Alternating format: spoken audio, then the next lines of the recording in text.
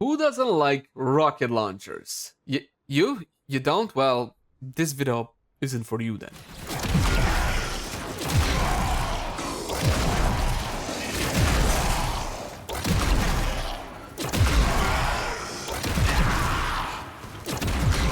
Hey guys, welcome back. As always, my name is Leyzar, and today we're going to be re-diving deeper into the Tenet Envoy. As per usual, I'm going to have a cheap setup, an introductory level setup, as well as an endgame setup. That said though, please keep in mind that my builds and guides usually take a more new player friendly tone, simply because I want anybody watching to understand how the weapon functions and how it should be built.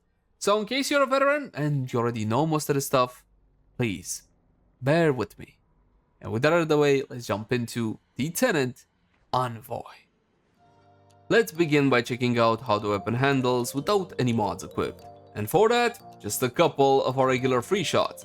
The Tenet Envoy is a missile launcher, but it's a missile launcher with a twist, in the sense that you can actually control the missile by going into A mode. You get this laser pointer of sorts, and of course you can also lock on to enemies like so. You're not gonna need those headshots though, because this is an explosion, so you're not gonna be getting that headshot multiplier. The magazine is a grand total of 8, and the reload speed is 4 seconds, which is definitely not fantastic. On the plus side, you do get that cool animation. This is the briefcase missile launcher of Warframe.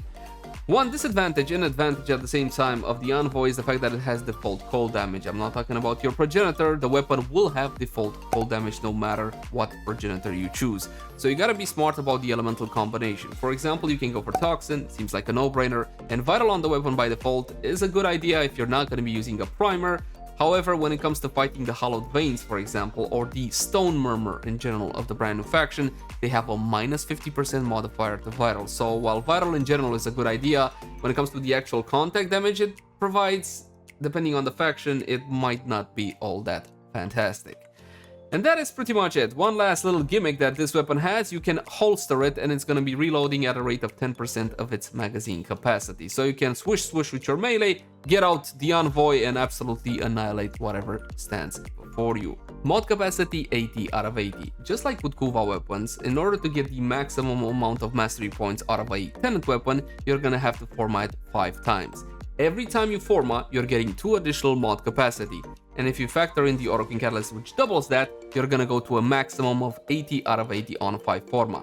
Going over 5 forma will not grant you additional mod capacity. So basically, if you want all the mastery points, simply format 5 times, even though the build doesn't really require more than 2 or 3 forma. Accuracy doesn't matter for obvious reasons.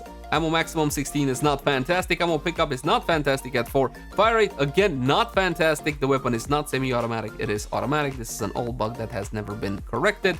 Magazine of 8, as you saw, still not fantastic. Noise alarming because this is a missile exploding. Reload on 4 seconds, which again is abysmal.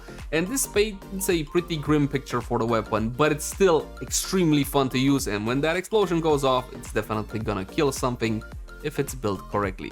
Speaking about killing something, critical chance 28% with a 2.6x critical multiplier, status chance at 24%. The damage that you see here represents the projectile making contact with a target, and the damage that you see here is the big explosion, the 8 meter 80% drop off.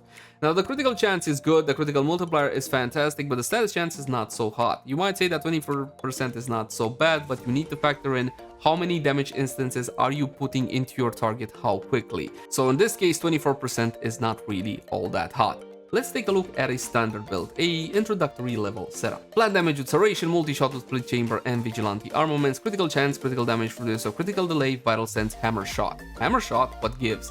This used to be a meme mod, it has been buffed a couple of years ago, and it's now actually viable on certain weapons. For example, this one. 60% critical damage is great considering the base critical damage of the weapon, and 80% status chance is sorely needed on this one.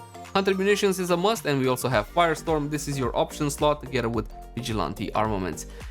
Here's the thing, 24% on that blast radius isn't all that fantastic. I believe it used to be higher, but I think we got a nerf on this one. It takes it from 8 to 10 meters, basically, and you're still struggling with that 80% damage drop-off. Thankfully, again, the fact that we can actually guide the missile to a specific enemy should mean, in theory, that the bulk of the damage should be landing where we need to. But that whole gimmick with the missile controlling and all whatnot, a whole lot more useful in open worlds than when it comes to normal tight corridors that Warframe offers. We're going to be testing this weapon on Corrupted Heavy Goons level 100 without the Steel Path modifiers enabled, like so. In the Excellence slot, you might have seen Cautious Shot. Cautious Shot is mandatory on this one if you're not gonna have a Warframe that can get around the stagger, for example Revenant or Rhino. If you're gonna be using it on a Warframe that does get staggered, make sure you use Cautious Shot in the Excellence slot. If not, go for Lethal Momentum and the Projectile Flight Speed. So essentially I'm just gonna bombard from above. So again, not semi-automatic, totally automatic. You're going to be getting slashes on your targets. Those are going to be killing the targets and of course vital applications as well. Now that didn't look so bad because honestly, for normal, average, everyday content, this is more than plenty. And if I stop firing for a second, you can also see the procs on the targets and essentially they're getting destroyed by slash and vital. The problem with the weapon is that when it hits a heavily armored target such as this one, if you really want to make sure you kill the target, you have two options. You either remove the armor through a ability or a secondary or something of the sort, and then you might as well hit it with pure vital, because vital against clone flesh will be having that 75% bonus. And if you're not gonna do that, then you're gonna be left at the mercy of procs. As in, if you get a slash and a vital, fantastic. No slash, no vital, you're up a creek without a paddle, because that's where the majority of your damage will be coming from. And since this is a damage over time build, a faction modifier that will be double dipping is definitely recommended. This concludes the new player portion of the guide. What follows next is essentially the endgame setup. Now let's say you got all the mods, you got all the resources, and you want to get the most you can out of the Envoy. You go for something like this. We got our flat damage from Summation. You can use Amalgam Summation, this is a preference. Of course, Galvanized Chamber needs to be here. We also got a Bane mod to execute those Corrupted Heavy Goons. We're gonna higher their level. We also got Prime Cryo rounds on this one. It's an option. With this one, you go to 10,000, well, a bit over 10,000 vital damage. And again, depending on the faction that you're hitting, that vital damage will be fantastic, but if I hit the Hallowed Vein, it's not gonna be all that fantastic. Hammer Shot, Critical Delay, Terminal Velocity, and Primary Frostbite. Now, Primary Frostbite can either be proc by the weapon, because it does have default cold damage, and you can go for a Cold Progenitor if that's your thing, or you can use your Sentinel, which is what I usually recommend. Right now in Warframe, the best primer in the game is the Diriga, and you can use the Hellstrom with something like this to proc your Primary Frostbite. And not only, essentially you can modify that build to proc whatever you want. And it works with Primary Frostbite. Doesn't work for some reason with Primary Blight. So there is that to bear in mind. We're going to be killing the exact same targets as before, only this time we're going to 180 with the Steel Path modifiers enabled. No Warframe buffs whatsoever at this point. This is still essentially the weapon plus the little Sentinel that will be helping out with priming and making sure that my Primary Frostbite stacks are up. If you take a look, I'm already at 35 and 40. The Sentinel really does a good job when it comes to those procs, and you can see that even high-level Corrupted Heavy Goons are getting enough damage to be cleared out. Is it the most powerful experience I have ever had in Warframe? Well, no, obviously not. This is not a top 10 weapon, but that does not mean you can't absolutely destroy Steel Path with this one, at least at a base level. Now, level 180, Corrupted Heavy Goons is a bit... there she goes.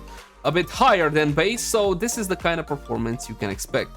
Welcome to the Void. This is Steel Path Survival versus the Corrupted, so you can see exactly what this weapon can do in its element. We still have Bane of the Corrupted on, or whatever it is that's faction modifier towards the Corrupted, so we have no issue in absolutely annihilating these targets. Keep in mind that faction modifiers, however, do nothing versus Acolytes. Of course, at base level Steel Path, we're absolutely gonna annihilate everything and anything that stands before us. Corrupted Heavy Goons, Bombards, Crewman, it doesn't really matter. Everything and anything gets blown up, at least around this level. Down level 200-ish, you might struggle a little bit depending on the procs. But if you have something to remove the armor, and then you hit them with vital damage, it's gonna be quite nice. Unlike the Murmur, for example, which do have that minus 50% damage modifier, contact damage modifier. Now I can stand here for a while and nothing will change when it comes to the performance of the weapon. It's still gonna be destroying everything. But I think a more valid test would be to see what the Tenet Envoy can do versus an Acolyte, huh? Flash, Acolyte is coming to town. Now in this build I also have Roar. I'm not gonna use it because I just want to show you what the actual weapon can do. Let's reload. A million seconds, but it'll just give the Acolyte time to spawn. Hello? Is it me you're looking? Oh wait, it was the bubble guy. I love the damage on this one. Look at that. Chompy $5. Absolutely destroying Malice without any issue whatsoever. This, my friends, is the glorious power of the Envoy. Now let's draw some conclusions regarding the Tenet Envoy. Is it worth building in 2024? Well, of course it is. It blows stuff up, and who doesn't like explosions? Now granted, it's not exactly the most powerful weapon in the game, nor does it need it to be. I would recommend this weapon if you enjoy this style of gameplay, big bada boom explosions for base level steel path, and of course for Star Chart.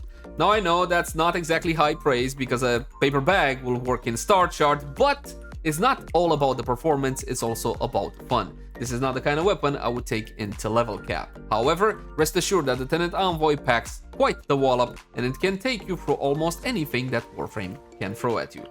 As always, my name has been Leyzar. Thank you guys so much for watching. Like, favorite, share, and subscribe if you enjoy the content. If you got any feedback for me, let me know in the comment section down below. You can also find me on Twitch, Facebook, Twitter, all the usual places. And if you love the content and you want to help me keep making it, consider supporting us via Patreon. There's going to be a link in the upper right portion of the screen right about now. Catch you guys in the next one. Bye.